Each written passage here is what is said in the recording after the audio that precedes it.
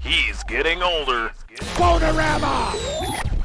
Oh, hit the full button! But not wiser. Everybody has affinity for cock. This is the Lefty Show. Welcome, everybody, to the Lefty Show. I am your host, Lefty. Glad to be here for episode number 45 of the Lefty Show. Hope to put on a great show for you today. Thank you all for joining me today, Saturday, the 28th of June, in the year of our Spaghetti Monster 2014. We got a lot of stuff to talk about, lots of things, and I got some things to rant on and be angry about, as is my wont usually on this show. Thank you to everybody for watching, liking, and favoriting on YouTube. Helping the channel grow helps the show grow. You can check me out at youtube.com/LeftyOX if you want to subscribe there. You can follow me on Twitter at Lefty643 to stay up to date on all the latest and greatest Lefty Show news, as well as musings, updates on PK plays, other gaming content, and vlog content.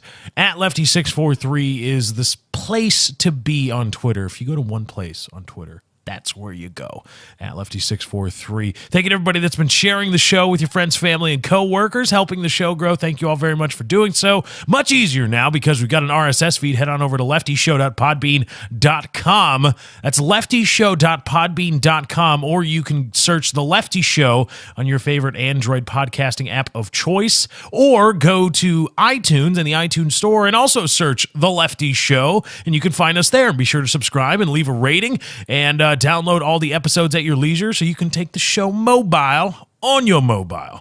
That's a great way to also to help this show grow. So, The Lefty Show on iTunes and your favorite Android podcasting app of choice. And thank you to everybody that's been donating. I'mRacing.com/643 Productions is where you can go to do that. I'mRacing.com/643 Productions. And as I wrap up the propers, that's what they're called. It's an inside radio term, kiddies. Inside the radio biz. They're called propers. Every fucking radio show has these. Motherfucking of Christ. I don't mean to yell at many of you are not delinquent retards and understand why every single show I do this. And why it's not a big deal for an hour fucking long show for me to spend 3 minutes pimping out other social media things to other people who may be listening on any of the plethora of media platforms to the show to find other fucking things. God, are you people fucking stupid? Seriously. How many people are that goddamn dumb? Well, can you say it every show? Yes, I say it every show, you retard. Of course. That's the fucking purpose, is to say the thing every single show. Have you ever listened to a podcast? Have you ever listened to a radio show? Is this new? The people, oh, wow, you say it every time. You say it every time. Mother of Christ, how dumb are people? It hurts my brain to know that these people exist. This amount of stupid exists in people. And, oh, by the way, they're going to go to college. They're going to get degrees. They're going to go work and be part of society and vote. These idiots vote. They can vote. Not necessarily in this country. They're all over the world. Morons everywhere voting. Idiots who don't understand the pitch and propers and having a bit, and they don't understand it, and they cry and they whine and they bitch, and they're voting, all of them voting, or whatever it is you do in a totalitarian regime. I don't know, praise the leader or something. Praising the leader is essentially voting in a totalitarian regime. They're doing that. It makes me just,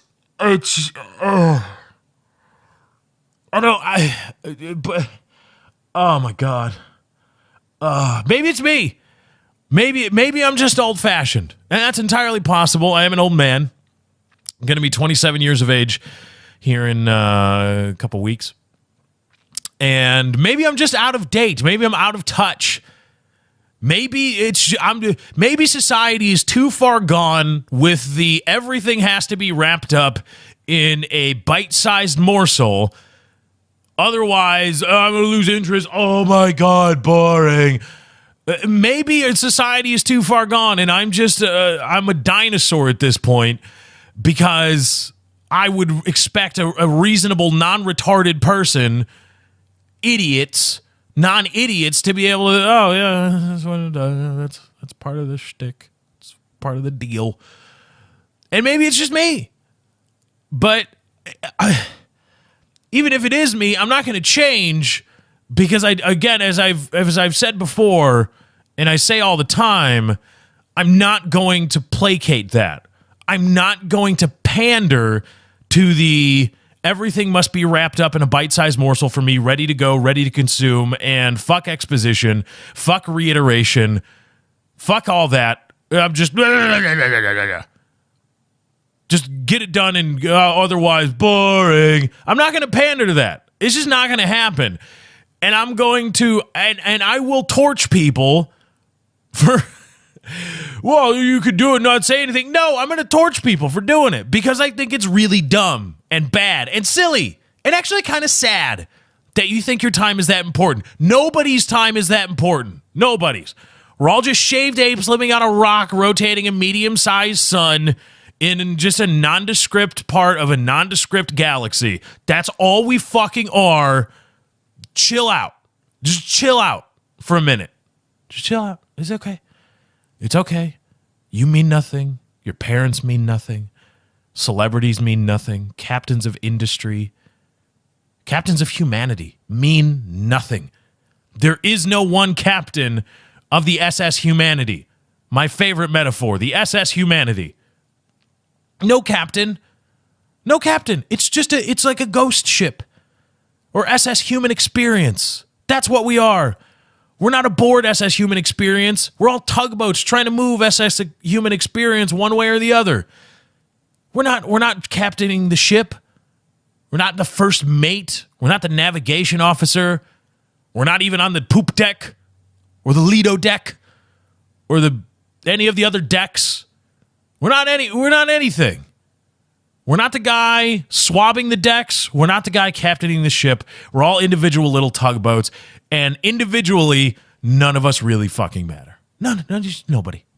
Not Gandhi, not President Barack Obama, very smart man, the first ever this, first ever, not Martin Luther King Jr., not Martin Luther, not George Washington, not any of the popes, not King Louis, not King George, any of them. No. They were just maybe marginally, relatively speaking, larger tugboats, but still not turning the wheel of SS Human Experience. It doesn't matter. Just chill out. Your time's not that important. You don't have to be where you got to be. No, you don't have to do that. Just take a minute. Take a minute and chill out. Now, don't use this as license to just start shitting on people, of course, unless you're me. Then I'll shit on you all I want. My show. Don't use this to be an asshole to people. Again, unless you're me, my show. Don't use this to negatively impact other people's lives and to try to marginalize them and keep them at bay and not afford them the same rights and abilities and all the things that you have. Okay? Because that leads down a road. One of the fundamental principles of racism, why racism and prejudice is bad, is not because necessarily other people are marginalized, or one of the root causes is not just that you believe they're different, it's that you believe people that are different from you, whether it be sexually or ethnically or just culturally or religious-wise, you think they're inferior. You fundamentally think they are inferior. And that allows you to more easily say, well, they're not really people. Hitler didn't think of the Jews as people. That was the problem. Of course, the killing of them, also a big deal. But, you treat the sickness, you treat the disease, not the symptoms. When you get a cold or when you get an infection, you'll get a fever. Now, you can treat the fever, but that's not going to get rid of the infection. Necessarily. Your body will fight off the infection, or you may need antibiotics. However, treating the fever, and just treating the fever, if you had the all power to stop your immune system, wouldn't stop the infection. Similarly, stopping the machinations of prejudice, stopping the manifestations of prejudice won't really do anything if we don't get to the core of you're not fundamentally different, thus nobody is fundamentally inferior or superior to you. That is not a thing. Thus, you cannot marginalize people even in your own head and believe they are inherently inferior. Inferior, not just different, because we are different, but inferior. That is the fundamental principle that makes racism, prejudice, all those things so bad and so systemic. It's a systemic issue saying, well, you can't just not sell your home to a black family. Well, okay, that on the surface, again, you're treating a symptom. The disease is the people that don't want to sell their homes to black people, or the people that don't want to hire minorities, probably fundamentally believe that those people are inferior. And we need to treat that.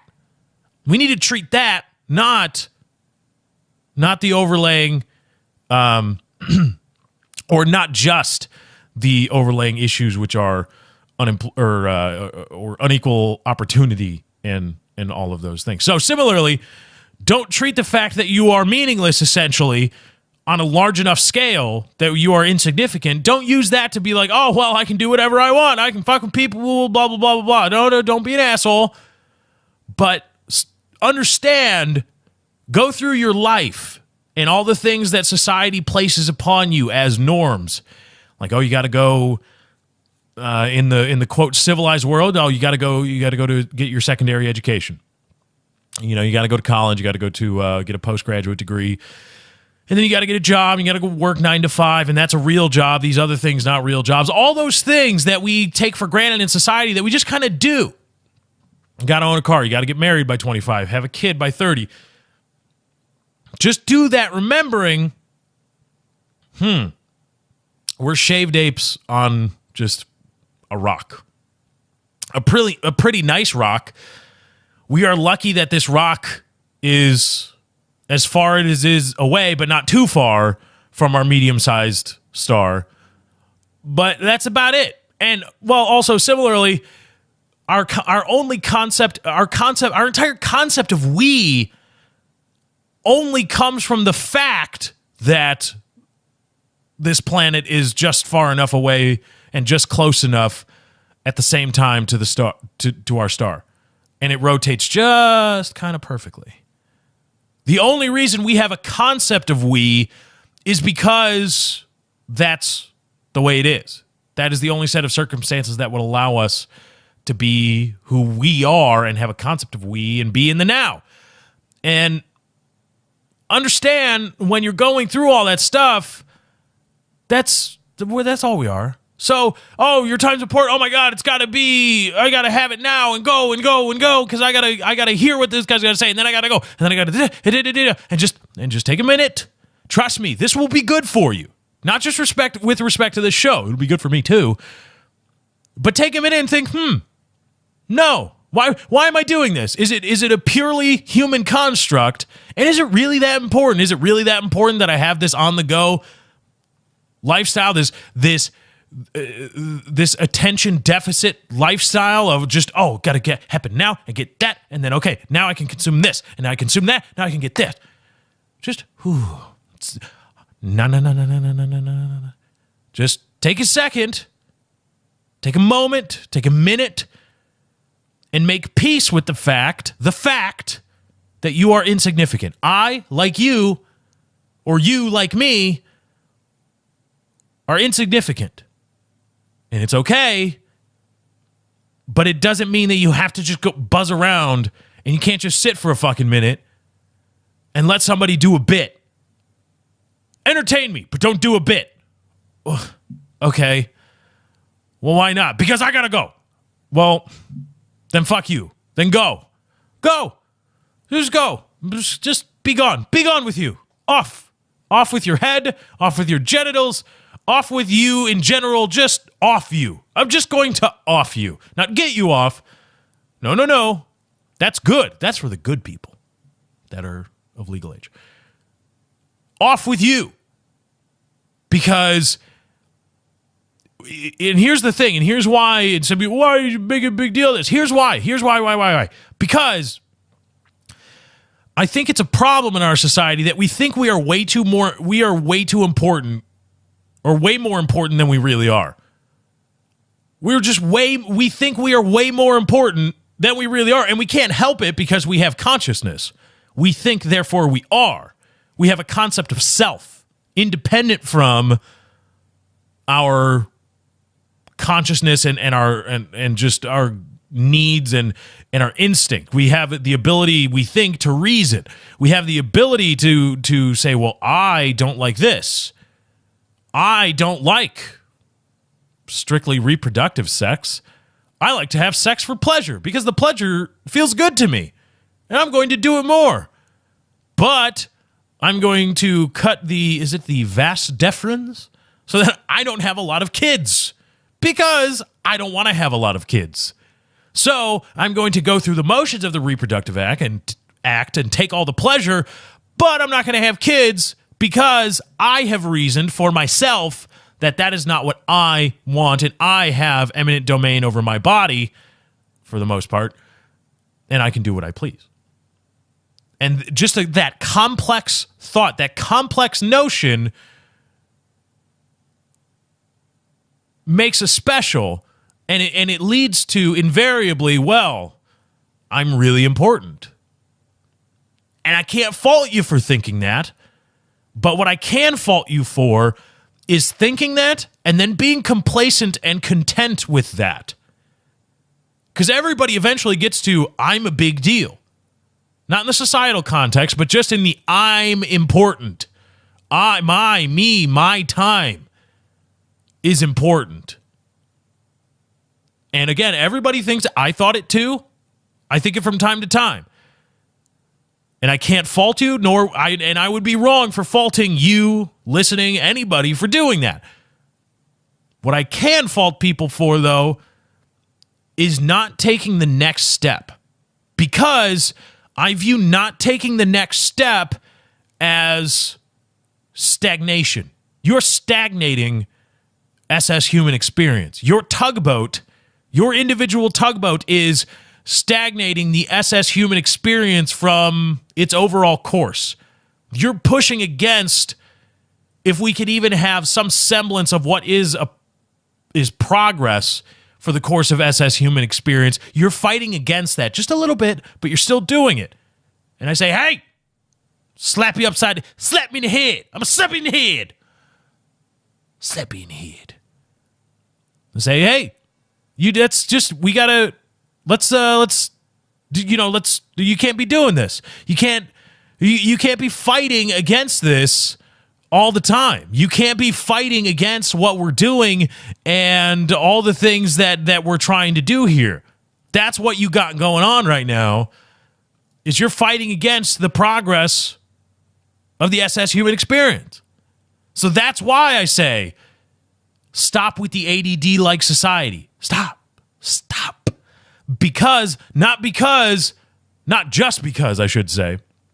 Not just because it results in a bunch of stupid people saying stupid things about something that's very, very trivial. Like, oh my God, it was 2 minutes. Oh my God, you say the same thing every episode. That's right, you fucking moron. Not just because of that, but because that mentality is indicative, I think, of a trait that is supreme self-supremacy, not just self-importance, self-supremacy. And I think that is overwrought in our society. And I think that we would do well to be able to keep that in check, or at least be mindful of it. I'll settle for even saying, yes, I understand my self-supremacy. I see that now. I may not, you don't even have to change anything, but being aware of it, okay, I'll settle for that, I suppose. That is why I fight against the status quo. I fight against, it seems trivial. I fight against trivial things all the time, and people think, they just say, well, it's trivial. Come on, quit bitching, blah, blah, blah, blah, blah, blah, blah. I say, no, you moron. Don't you see that this is part of a larger issue? No, the issue isn't really that the cops shine the light in the cab of my vehicle. Come the fuck on. Really? Use your brain. You have one. Use it. Of course I'm not devoting that entire bit to the fact that the cops shine the light in the car. It's much larger than that. I'm using this experience as a jumping off point to talk about something larger, and people still can't get it. And I fight against that stuff all the time. And people look at me. This is how bad it is. People look at me like, well, what the fuck is wrong with you? I was signing a contract the other day. Something trivial, but it required a signature to a contract with terms and all that stuff. I said, okay. And I read it. It was at like a store of some kind. And so the lady does this somewhat regularly. And she handed it over, and I started reading it. And she kind of paused, and I noticed she stopped moving, and I looked up, and she had a look on her face, like a puss. Not her puss. I don't think I would like to look at that. But she had like a puss on her face. And then I realized in my head I didn't say anything. It was total nonverbal communication. But she was communicating to me, what are you doing? Sign it.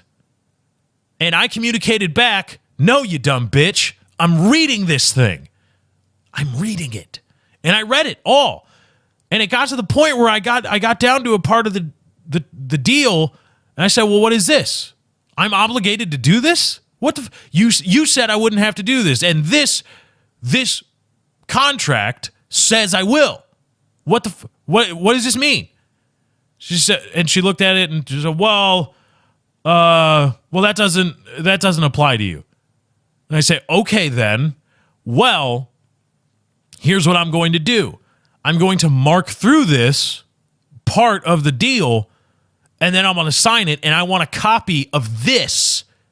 I don't want just the extra printout. I want you to go and photocopy this so that at some point, if it breaks bad for me, I can at least try to mount the defense that, well, I bargained for this deal, and my bargaining chip was I crossed out this part, and I crossed it out in front of the person.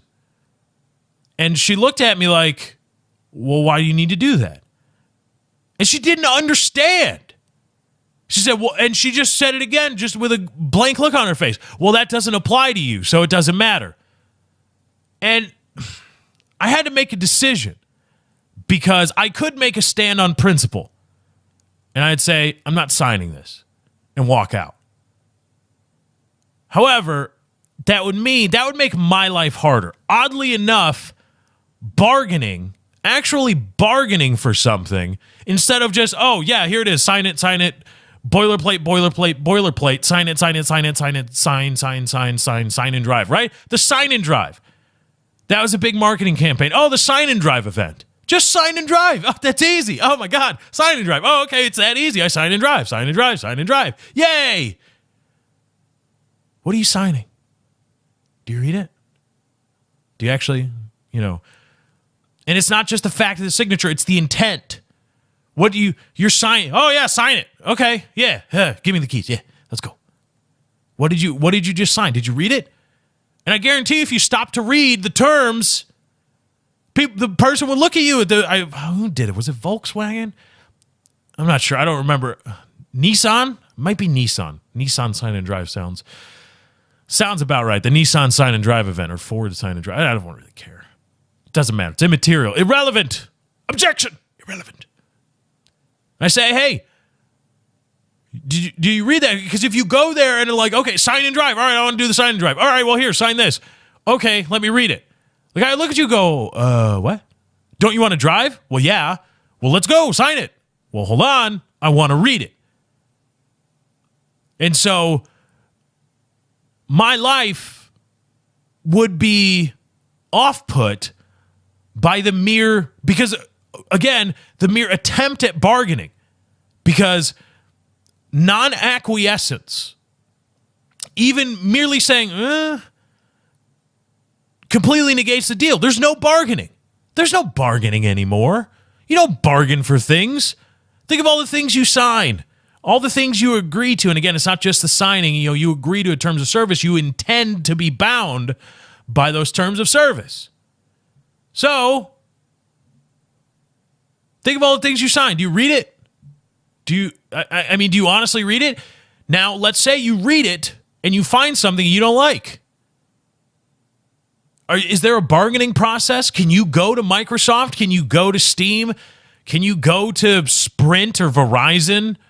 Can you go to Comcast? Anybody? Can you even, if you go to a big enough dealership, if you go to one of those franchise dealerships to buy a car, are you bargaining?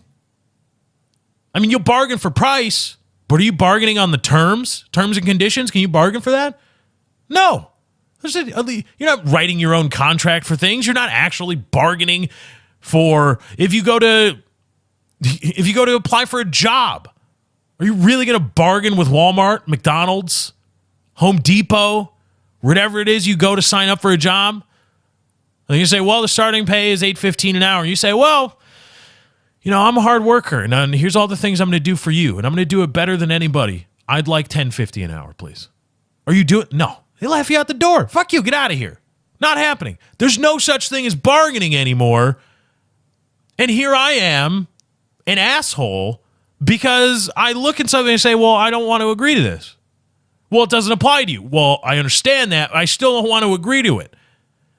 So I was on the precipice of a decision where either I just go with it and hope it doesn't burn me, because, what's the chance that it's really going to? If somebody really is going to try to fuck with me on that, all right. But to me, or I make a stand on principle, and now my life is off put, not ruined, not severely disjointed, but still, why am I put out at a loss because I want to actually bargain? Which is why I think it's so farcical. Farcical? No, farcical. When people honestly believe in such a concept as a free market, like an honestly free market. Well, free up until the regulations that don't make us look like elitist cunt bags. Okay, so you're arguing to agree. You're wanting the price and terms. Okay. See how it is. However, getting back to talking about the free market, are you really bargaining for that? Well, if people just bargained, if people were able to bargain for their wage instead of the minimum wage, or if people were able to effectively bargain for this or bargain for that, and I just add, have you bought anything of significance within the last 20 years? Within the last 20 years, have you bought anything of significance? Do you have a credit card? Are you bargaining? Did you bargain for any of that? You got a job? What was your first job? What was it? Piece of shit, right? A little shitty retail, food service industry, whatever, right? Did you bargain for anything? Anything as part of that job? Well, no. Could you have? Could you have bargained for that? Even if you now had to go work at Walmart or McDonald's, do you have any bargaining chip other than saying no? That's your only chip at the table. It's a complete one-way street. You're not rewriting your employment contract and resubmitting it to Albertsons or McDonald's or Burger King or Taco Bell or whatever. You're not doing that. You're signing or you're getting the fuck out. That's it, and that's all. So to think, oh, well, if people just bargain and were rational actors in an economic setting and we're bargaining for their best interest, and we can all agree they all rationally come to the conclusion what is their best interest. Yeah, this whole thing would work. And I say, okay, I don't disagree with that. Try it. No. Okay, Friedman says this. Okay, all right, okay. Try it. That's all. I just want you to try it. I want you to go get a job, go pretend to be a no-skill, low-wage worker, and bargain effectively. Effectively bargain for your employment. Barter. Change the contract. Don't just sign it and say that's bargaining. No, that's just offer acceptance. Offer, consider, resubmit, bargain. Try it. Let's see it happen. And then you tell me whether that would work in the real world. I don't think it would. Doesn't make any sense because we live in a society where it's just do it. Just do it and get it done, man. What's wrong with you? Why are you reading that? What, you reading this? Are you actually reading this? Yes, I am. Of course I am. Why is that a bad thing? Just read it and sign in, get it done. Sign in, drive. And it's all related to their cousins or in the team photo with the just bing, bang, boom, bam, ba, gotta go, gotta do. Nobody's got time to sit down and let's think about this. Let's take our time and just chill out. Everybody chill out. Nobody needs to die here today. We're simply bargaining for a new motor car or an application for credit. Calm down. Nobody needs to get hurt here. We just want you just get on a bullhorn. Attention. We just want to effectively bargain. That is all. Nobody needs to die here today. We have the place surrounded. Nobody does that. It's just, gotta go. And nobody, well, what's wrong with you? You want to take your time? You want to take your time to make a point? Or you want to take your time to think about things before you commit to this? Or you want to bargain? What is this?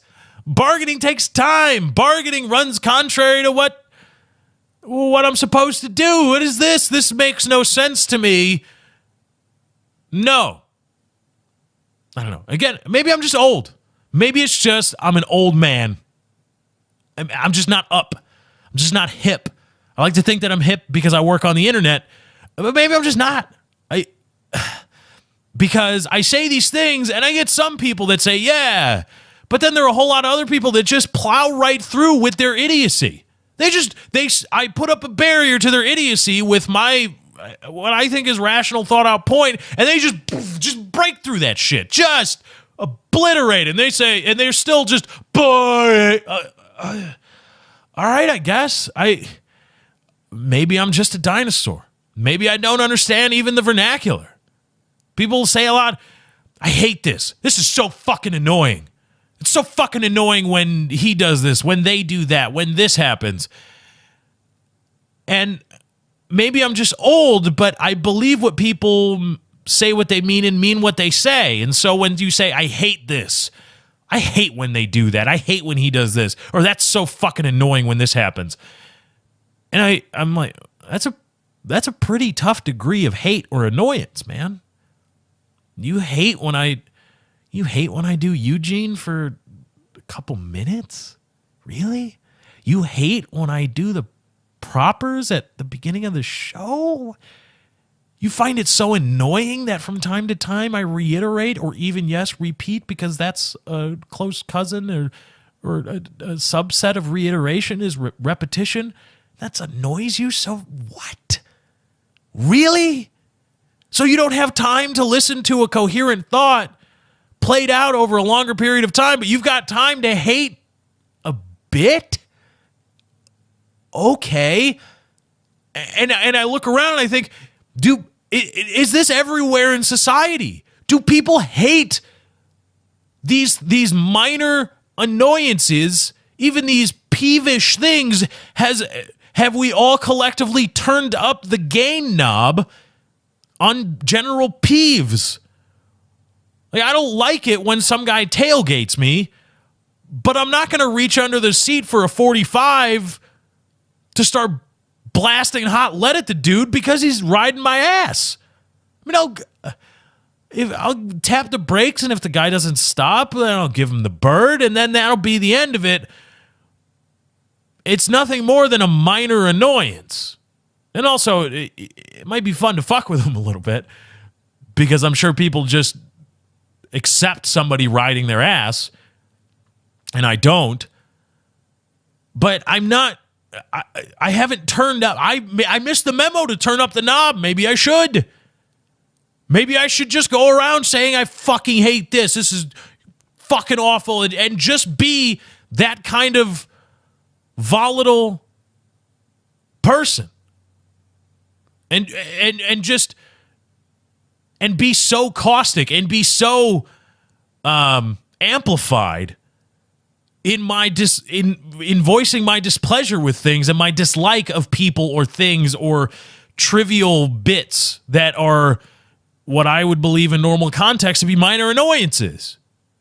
Do people do this? Do you, when a TV show takes a commercial break right in the middle of a cliffhanger moment, do you freak out and start throwing pillows or shooting at the TV like Elvis? What? And again, I'm at a point where I say, well, either that's the case, either many people in our society have come to the point where we are freaking out over minor annoyances or things that would be classified as peeves, or I'm just getting old and I don't understand the language anymore.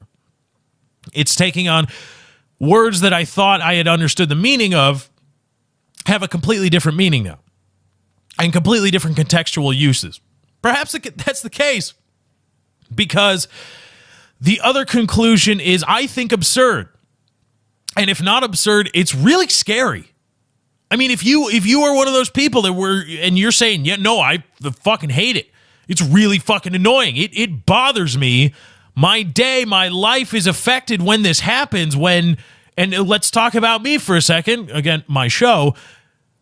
If you really get annoyed when I put 1080p in a video title at the end in parentheses, or if you really get so fucking annoying when I say the propers the same every single show, you need to get a grip on reality, dude. Again, circling back to the original point at the top of the show, your sensibilities aren't that fucking important. If your sensibilities are so offended by a repetitious propers bit or just a comedy bit in the middle of the show from time to time, he's talking about me, hello. Close the door, motherfucker. Get back to work. I had tacos last night. You got some work to do. Oh, damn, it's gross. If that really affects your life, dude, just whoo. I don't look at it. I don't accept that criticism as valid. I accept that as you're fucked up. You've got issues. If your sensibilities are that offended, whoa, how do you go through life? How do you operate as a human if hello me really upsets you? Mother of God, get a grip on things, people. All right, let's do some news, shall we?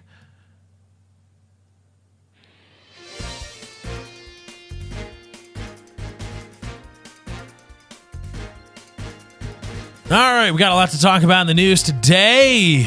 President Barack Obama going to get us in with Syrian jihadists, but it's okay. They're the centrist type.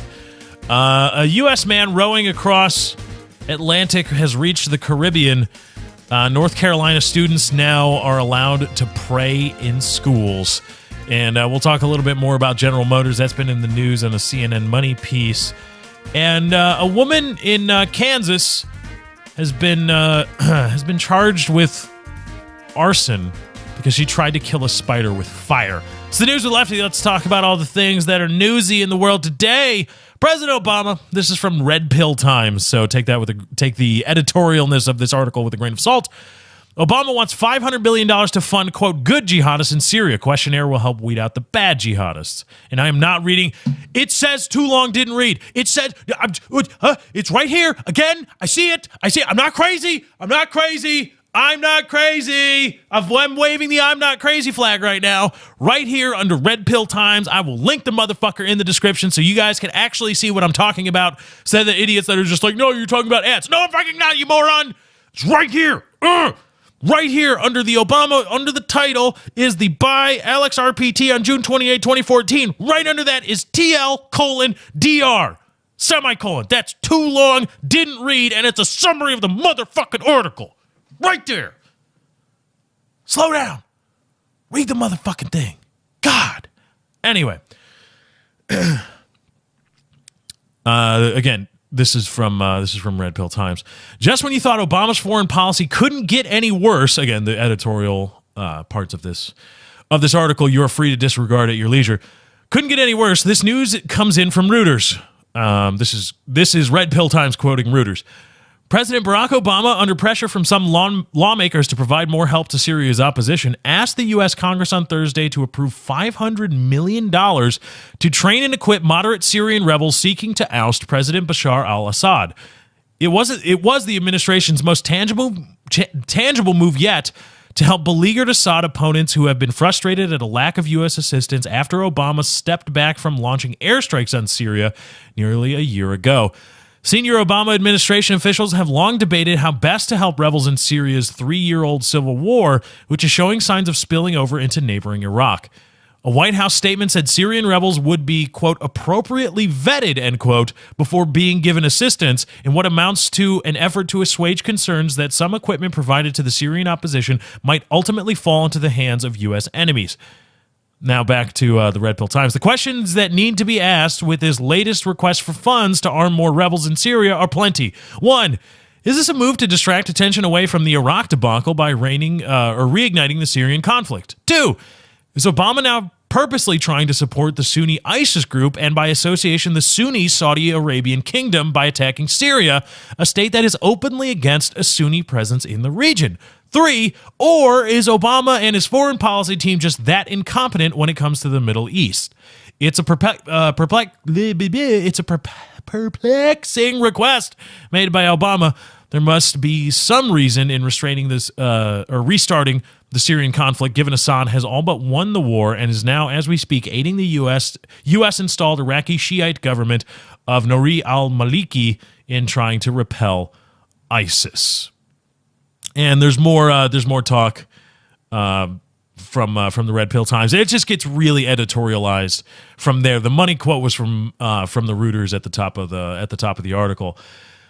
Now the questions asked, while poignant, again 1, 2, and 3. No, it doesn't. Nope. Here's my question. Can we afford $500 million? Would that $500 million right now from the U.S. government, procured by Congress, which means just produced as though from a magician's hands, and then I'll ignore for a moment the irony that is when using the magician's metaphor that actually there is no real magic that was there to begin with, and it just had to be taken from somewhere else made to be looked as though as it came from nowhere. I'll ignore that irony for a moment when talking about the government procuring of $500 million. Can we afford it? I mean, the answer to that is no. And would that $500 million be better spent elsewhere? That $500 million to fund good jihadists in Syria? That's question 1 for me. Or questions 1 and 2. Answered respectively, no, we can't afford it, and yes, it could be put to better use somewhere else. At that point, that's it, baby. No more. We don't need anything else. We don't need to hear any more about we've got to subtly support the Sunnis and we've got to vicariously support the Sunni ISIS. Or the Sunni-led ISIS people, because the Saudi Arabia, the Kingdom of Saudi Arabia, is a Sunni majority or a Sunni-led nation, and they would like it. Although we can't be officially seen as supporting the ISIS people because that would be undermining the Iraqi regime, which we installed. So we're trying to play we're playing high stakes poker here, and oh boy. It doesn't matter. No, doesn't matter. Can we afford it? No. It should end there. Can we afford it? No. Okay, well then fuck it. What are we doing? All right, no, we can't afford it. But, okay, all right. So let's say we'll go into the red a little bit more for this $500 million. Could we use that somewhere else? I don't know. Are there other programs we could that could use it? Is the Federal Highway Fund? How's that going? How's that working out? How's universal health care? How are government assistance programs doing? Are they funded? How's veterans care doing? Could that use any money? Could the VA use a little bit more money? All right. No, we got to send it to jihadists. That's it. That's all you need to know. Not the complex Politico game. Can we afford it? No. Can it be better used elsewhere? Yes. Don't fucking do it then. Never mind. And also, question 3, my simple question 3, not poignant political understanding the game, has helping, quote, good jihadists in any, here, I'll put it this way, because jihadists, we're talking, you put it in your mind, there's the Arab overtones. Have we ever come out, has it ever ended well when we said, oh, no, we're funding the good guys, not the bad guys. We're not funding the bad guys in this situation. We're just helping the good guys. That, I'm sure, that resulted in Korea, World War II, which was a big fucking deal. Korea, Vietnam, let's see, the war in the first Afghan war, like the first one, where the Soviet Union on one side and the Mujahideen on the other, and we're like, no, we're funding the good guys, the Mujahideen, and that turned into what? Has that ever turned out well? Has the no, don't worry, America. I know it looks like we're wading into waters that we have no business doing, and we could probably use this money or these military resources elsewhere. Don't worry, though, because we're funding the good guys. Has that ever worked to our benefit? Have we ever ended up on the other side of whatever conflict arose saying, gee, I'm really happy we funded the good guys. Thank God we didn't, 1, not fund it, and 2, fund the bad guys. I'm so happy we funded the good guys. When was the last time that happened? World War II. We funded the good guys? Pretty much. I still think a lot of things worked. The Autobahn was there, Volkswagen. It's not bad. Not bad. I mean, yeah, the genocide. All right. But, man. But the last time World War II, that was 70 years ago. 80 years ago. And it has been filled, that time between 80 years ago and now has been filled with fuck up after fuck up after fuck up after fuck up. Where we didn't end up on the other side saying, gee, thankfully we backed the good guys. No. We fucked it up. And we're probably going to fuck this up. On top of the fact, the very first line of reasoning should be, we can't fucking afford it. Why are we spending $500 million? Why are we spending $500 million to fund jihadists in Syria, or even thinking about it, when our economy is in shambles and the wealth gap is widening every single day?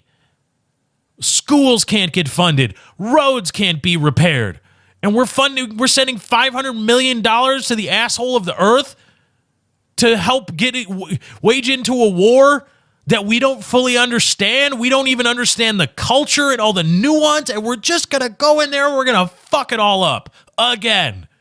No, B-Man. I can't get behind you on this one. Again, that's just enough. That's enough. Just please stop. Let's retreat back to within our own borders. Completely. Abandon the bases. Pull them all out. Let's all move back here and let's figure this shit out first until we go back. Then we can venture back outside and say we're back. In other news, this is a Yahoo News story. I think republished from something called the Daily Caller. North Carolina students can now pray at school, mention God in assignments. North Carolina Governor Pat McCrory, a Republican, has signed legislation that will explicitly allow students in public schools across the state to engage in voluntary student-led prayer. The new law permits students to create religious clubs and coordinate prayer groups, reports North Carolina Fox affiliate WGHP. The 3-page law also allows students to pray by themselves or in groups, aloud or silently, in exactly the same way they can discuss or think silently about any other issue. Additionally, students will be able to communicate their religious beliefs in written assignments and artwork under the new law without fear of censorship from teachers or school officials. The legislation does set limits on prayer and God talk at taxpayer-funded schools. Religious students won't be able to interrupt other students who are trying to learn, for example. They also can't harass non-religious students. Well, that's good. I'm glad they explicitly said that, because it's not like that's never happened before, ever, in the history of religion. It's not like the religious have stifled and suppressed the views of the non-religious. That's never, ever happened before. And I'm glad that Governor Pat McCrory and the legislatures in North Carolina took the specific time to ensure, by writing down in this law saying, while you can pray aloud and write about God now in schools and answer effectively God for written assignments, while you can do all that now, don't oppress other people. Don't suppress the views of the non-religious, and certainly don't harass the non-religious. Don't do that. Thank you, Governor Pat McCrory. You have ensured that will never ever happen. That by giving students, brainwashed most likely by their ultra-religious parents, into believing in fiction, you have ensured by writing in this law that will never ever happen. The students will now wholly abide by every single guideline in this new law when exercising their right to religious freedom. Thank you for walking such a delicate line, Governor Pat McCrory, asshole cocksucker fuckface.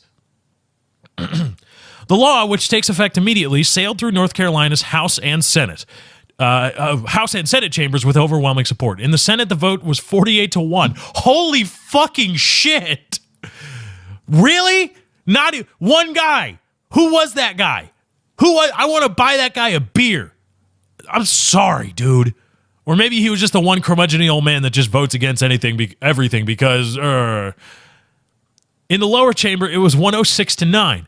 Advocates for religious freedom are happy with the outcome. They are also calling for laws allowing voluntary student-led prayer across the country. Quote, the North Carolina bill is the kind of legislation that is needed in every state, said Bill Donahue, who heads the Catholic League, in a press release. That sounds like a division of the Major League Baseball. Like the Catholic League division, the division winners. In the Catholic League today, the Jesuits topped the Mormons. Yes, I know, because they're not Catholic. I don't know. The priest topped the... Well, there we go. In the Catholic League today, the priest topped the altar boys 9-1. To that end, quote, to that end, we are contacting the governors in the other 49 states, asking them to adopt the North Carolina law as a model in their own state. We are also sending them a copy of the law that Governor McCrory signed. Yes. This is the kind of thing that we should be legislating. Is anybody else going to agree that we're over-legislating ourselves now? I mean, never mind the religious stuff. We'll set that aside for a moment. Of course, you know me. I shall return. I'll be back. I'll be back for you, religion. But there was time spent, taxpayer money spent, and apparently there was a lot of support for it, in a public government that had to do specifically and narrowly with children being allowed to pray in publicly funded schools. There was time devoted, taxpayer money. There was also similarly not time devoted to other things so that students can pray away the gay while in school. Okay. If anybody can offer up, this is one piece of my case. Here it is, one piece, just one piece of evidence for my case of we are legislating the shit out of our society. Here is I'd like to introduce into evidence Exhibit D, North Carolina passing legislature that explicitly allows for students to pray in school and use and invoke the name of God and religion and the concept of God and religion in their schoolwork. Here you go. That's exhibit whatever you want to call it. The prosecution does not rest. However, the prosecution is satisfied with the case thus far. Does the defense have any kind of exhibits fucking anywhere that we are not wasting a whole lot of time passing bullshit to make ourselves and idiots like Bill Donahue feel good? Ooh, there's God now. Ooh, God. Now back to God. The G.O.D. My man. G.O.D. What's up, baby? Woo! God came down, slapped my hand. You can't see it. It's an audio-only podcast. But suffice it to say, me and God are tight. What's going to happen? What's going to happen the first time in, say, I'll go with an extreme example first. A physics class, a student answers God. What happens the first time a student tries to invoke God when answering a physics problem? Because there can be written problems in physics class. It's not just strict mathematics. There can be written problems. Explain this, explain that, blah, blah, blah.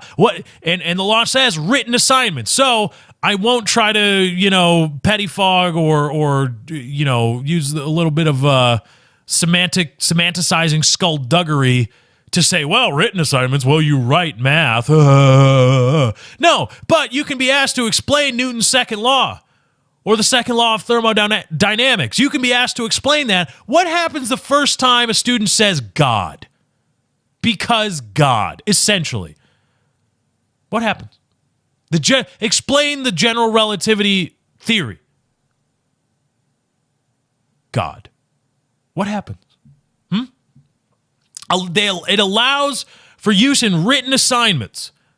Is the law specific and explicit to the state to the point where only in subjective written assignments covering subjective subject matter? Not when you're talking about a STEM-like course? Is that in there? No, probably not, because this is very clearly a blah, blah, blah. Or how about biology, talking about evolution? What's going to happen then when somebody says God? Or students actively start praying during evolution, praying aloud, which is allowed, praying when evolution is being taught, interrupting, because interrupting, give me a break. What's going to happen when the one or two atheist students in the class are trying to learn about evolution and the 12 other brainwashed religious dickholes, praise be to God, our glory, and they start doing the hymnals thing, amen,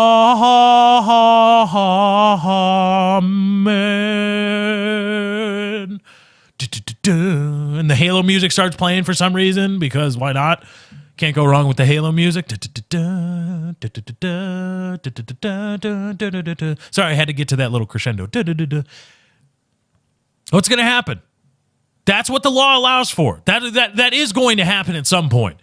And the law specifically, a state law was the sovereign state of North Carolina. It's wasted time so that students can pray away the gay out in the open. What? We need legislation to say that?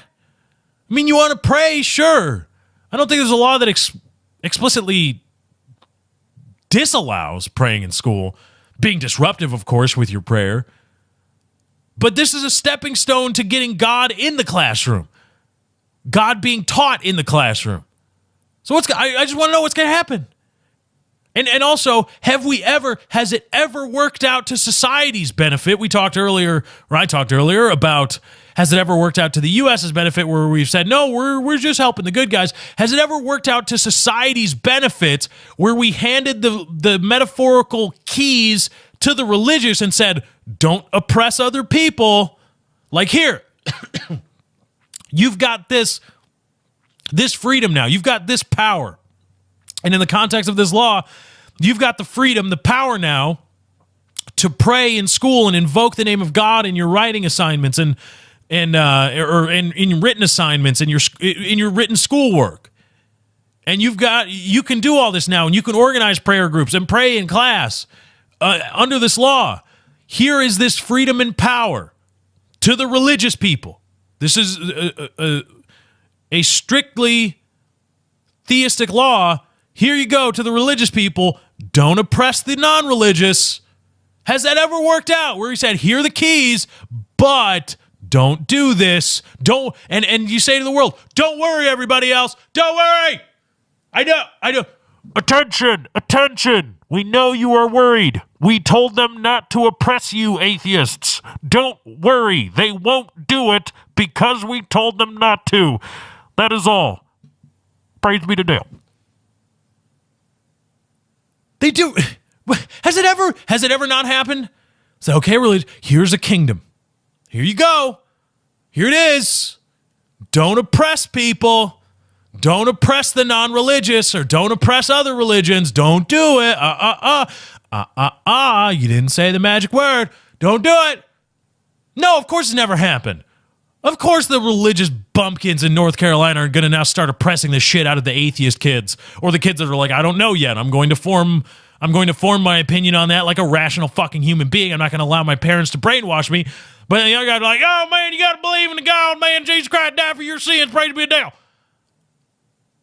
Oh, glory to God in heaven. Oh, praise be to Dale. Hey, we like that's going to happen now. What the fuck? For centuries, for millennia, we have worked as a society or worked in a society where the religious few dominated, and were allowed and even lauded for oppressing those that did not practice or did not believe. Atheists have been oppressed for centuries, and we finally have gotten to a place in society. Now, this is more of a moral than a legal argument. Finally gotten to a place in society where it's kind of okay to be atheist. It's kind of, you don't have to worry about being stoned to death or oppressed or exiled for practicing secular science and sexular science. You don't have to worry about that. I don't have to worry about speaking openly about being an atheist and not believing in God, specifically a Christian God. You don't have to worry about criticizing the church for its practices and wrapping itself up in God and spiritualism as a band-aid for all their other atrocious acts and the bad things they do under that name. We don't have to worry about that anymore, because for a while we kind of moved away from the religious people opening. We kind of stopped saying it was okay for the religious to openly oppress and suppress and stifle the views and even the freedoms of the non-religious. Finally, we got to a point. And people wonder why atheists are like, yeah, we did it. Yeah, woo, now we're going to be openly very critical. You wonder why? Because it's been oppressed for centuries. And now we're going right back to it. We're going right back to it. Well, it's just kids praying in school, right? When have kids ever not used power granted to them to fuck with people? They do it all the time. It's part of being a kid, and you don't think that's going to extend now to these religious freedoms afforded to these kids in school? These rights now, apparently you've got the right to be open, the right to be loud and proud of your religion in school, during class. Invoke it in your written assignments, in your schoolwork. You don't think that's going to be used to oppress people or pressure people or harass people who don't believe or believe otherwise? Well, I believe in God, but not your God. Of course it's going to happen. We're going right back to it. It was just, yeah, woo, yeah. And then Bill Donahue's waving the flag. Yeah. No, fuck that. Fuck that. Get religion. You can be religious, sure. In a school setting, you want to pray, go to the bathroom, or if you want to be loud about it, or if you just want to internally pray, what the fuck? Of course. You don't need specific legislation that gives you the power now to wield your religion like a club against people. We've again, special interest legislation that doesn't make any fucking sense and could very, very easily be abused to be turned around on atheist people or again, people that just don't believe in your God. Stop it. Stop it. All right, one last piece of news before we close out the show. GM's culture blamed for current crisis. This is from CNN Money. A corporate culture that stopped acknowledging problems is why General Motors is in its current predicament, according to a former quality manager for the automaker. In an exclusive interview that aired on Saturday's CNN Smirkanish, former GM manager Bill McAleer told host Michael Smirkanish, Jesus Christ, people, that employees who work at GM were, quote, faced with a culture where you get fired if you do talk about quality and safety issues, and you get fired if you don't talk about them.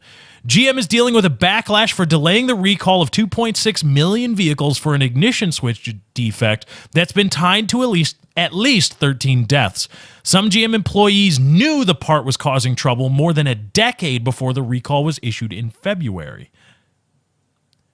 Some GM employees knew the part was causing trouble more than a decade before the recall was issued February. Now, here's my issue with this. Not one person from GM is going to jail. This is a jailable offense. You should go to jail for this. GM's paid a fine, and yes, I know it's the largest allowed technically by law, but isn't that bullshit? They knew for a decade, holy shit, we're killing people. It's only 13, which is not a lot. But if you know you're killing people and you have the power to stop it and you don't do it, that makes you the trigger man. If I know, like, hey, I'm standing next to a guy that's pulling the trigger on some guy, the Aaron Hernandez, well, I didn't pull the trigger, right? You're standing next to him. I know if I don't do anything, this guy's going to get popped right here, and I don't do anything. That makes me the trigger man. I am equally the trigger man just as much as the guy that actually pulled the trigger. And if we accept that, if we accept that, you can debate that the practicality and the veracity of that logic all you want. Sure. And I'd love to have that debate and have somebody, say, well, I think that's bullshit and here's why. Okay, but as of right now, we accept that as a society. We should also now accept you knew for a decade that you were going to kill people and killing people and you did nothing. That makes you liable criminally. You're a criminal now. But in our society, there's no such thing as criminalizing corporate America. You can't do it. Not one motherfucker went to jail for the 2008 crash of the economy. They just obliterated the economy, ripped it. They have literally eviscerated the economy. Figuratively eviscerated the economy. That was the cliched, completely wrong use of the term literal. They eviscerated the economy knowingly, willfully, with wanton. Nobody went to jail. Nobody. Similarly now, GM knew it was killing people for 10 years and they said nothing until this February, and not one person is going to jail. Instead, people are testifying before Congress. GM has to pay some pittance and the culture gets blamed. The GM's culture. Oh, let's blame the culture. Let's just blame the culture for the dead people driving GM cars that we knew it would probably kill or could kill you, and we did nothing to stop it, and we didn't even try. Let's not talk about this. Let's just blame the culture. No, let's blame the fucking people too. Let's bring some of them in handcuffs, perp walk the motherfuckers. How about a little bit of accountability? It's the culture. Oh, it's just, and again, this happens everywhere in society, not just corporate America. Oh, it's a societal issue. It's a socioeconomic issue why Maywood is a problem. You can't blame the people living there. No, yes, I fucking can because they're shooting people. Yes. Yes. This is what it's like, okay? This is like this is like the people of Chicago and even the PD saying, well, you know, we're going to have a talk with Maywood residents that are shooting each other and shooting passersby. We're going to have a talk with them, and they're going to testify before Congress. We're going to see if they have to pay some monetary fine. But they're not going to go to jail because it's a culture issue. It's not just it's not an individual issue. It's not really that. It's just a culture problem, not really their fault. They may have to pay a fine, testify before Congress, and hire some people to clean it all up. But that's it. They're not really doing anything. There's no reason for anybody to go to jail. This is the same exact thing as saying GM's culture was the problem, which is why 13 people died as a result of a defect they knew about for more than a decade and refused multiple times. Every single day they did not issue a recall is the day they refused to issue a recall to try to save people's lives from this defect.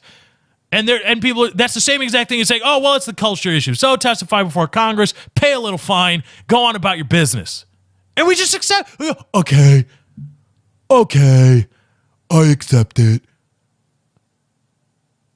Somebody from GM, I'll close with this thought. Somebody from GM, somebody from Wall Street needs to go to prison because we need to communicate as a society that there's no more of this hiding behind, well, everybody was doing it. Everybody was doing this or that. Little accountability. At the bottom, you can't hide behind socioeconomic issues. And at the top, you can't hide behind your culture, the culture of Wall Street to leverage subprime mortgages, to circle jerk yourselves into some incredible amount of debt leveraged against itself. And the culture of GM that allowed for not issuing a recall for more than a decade. No more defenses like that. Somebody's going to go to fucking prison. Somebody needs to go to prison. Need to start putting people in jail for the things they do, not putting them in jail because they come up with a cutesy little defense like, oh, it was the culture. It's just the culture of Wall Street. It's just the culture of General Motors. It's bullshit. Go to prison. All right, let's bring it home. Woo, another great show. Thank you to everybody for joining me in the Lefty Show. I had a great time putting on the show for you. I hope you had a great time listening. Thank you to everybody for watching on YouTube. YouTube.com/LeftyOX is where you can go to find the show, as well as gaming content, vlogging content. YouTube.com/LeftyOX. Hit me up on Twitter at Lefty643. That's where you can follow me. Twitter.com/Lefty643. Stay up to date on all the latest and greatest Lefty Show news, as well as my general musings and PK Plays updates and all kinds of stuff there. So at Lefty643. Be sure to take the show with you to share wherever you go. We've got an RSS feed, leftyshow.podbean.com. That's leftyshow.podbean.com, or just on Android at your podcasting app. Search The Lefty Show, or go to iTunes and search The Lefty Show. Download, subscribe to the feed there. I'mRacing.com is where you can go. I'mRacing.com/643 Productions, where you go to donate. Thank you guys for joining. I hope you enjoyed. Have a great weekend. I'll catch you next time. I'm out. Bye.